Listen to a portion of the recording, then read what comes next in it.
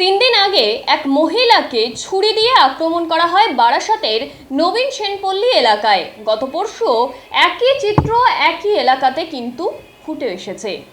ঠিক বেছে বেছে কেন মহিলাদের উপরেই ফিল্মি কায়দায় ছুরি দিয়ে আক্রমণ করা হচ্ছে সেই তদন্ত করতে গিয়ে কিন্তু পুলিশ জানিয়েছে সিসিটিভি ফুটেজ, স্থানীয় সূত্র এবং ঘটনার পুঙ্খানুপুঙ্খ বিচার করে গতকাল রাতে বিশ্বজিৎ কর্মকার নামে এক নীলগঞ্জ এলাকার বাসিন্দাকে ধরা হয়েছে। তিনি বছর 41-এর এক পুরুষ।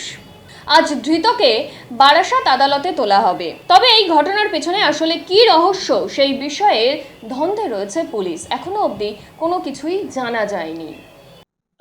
এটা হলো গত সোমবার দিন রাত্রিকে আমরা একটা খবর পেলাম কি বারাসাত থানার আন্ডারে নবপল্লী এলাকাতে একটা মহিলার হেঁটে যাচ্ছিল রাত্রিকে ওনার ছেলেটাকে টিউশন থেকে ফিরে আনার জন্য।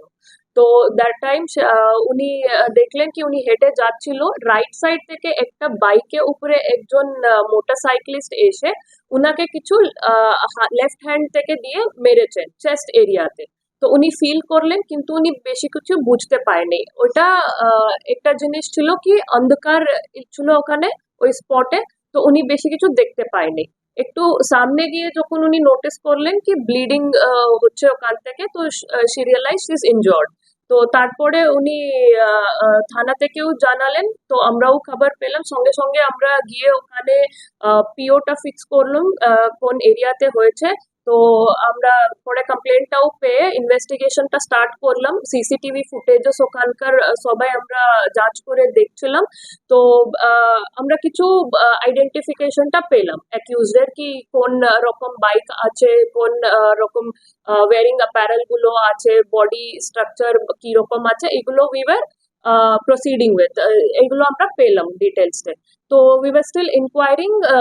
মিনওয়াইল আমরা কালকে একটা ইনফরমেশন পেলাম কি পরশু রাত্রিকেও ওখানেই পাশেই ওই যেখানে আগের ঘটনা হয়েছিল ওই স্থানে কাছেই আরেকটা জায়গাতে আবার একটা মহিলাতে সিমিলার ইনসিডেন্টটা হয়েছে।